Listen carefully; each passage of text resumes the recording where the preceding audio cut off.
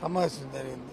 ముఖ్యంగా డిఎస్సి సంబంధించి district selection committee జరపాలి, ఎంతమంది జరపాలి ఏమిటి. మరి ఇన్ ప్రిన్సిపల్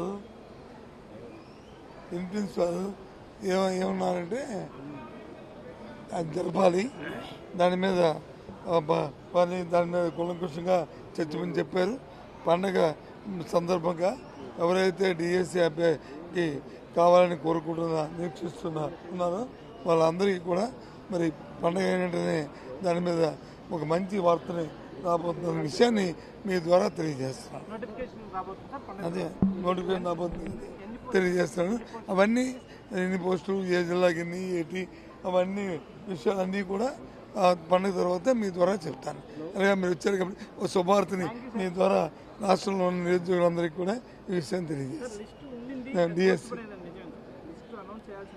మరి మీరు చెప్తున్నారు నాకు, ఇది ఈ విషయం ఏదైతే డిఎస్సికి నిరీక్షిస్తున్న ఎవరైతే ఉన్నారో వాళ్ళందరికీ కూడా పండుగ తర్వాత డిఎస్సి నోటిఫికేషన్ రాబోతుందనే విషయాన్ని తెలియజేస్తాను.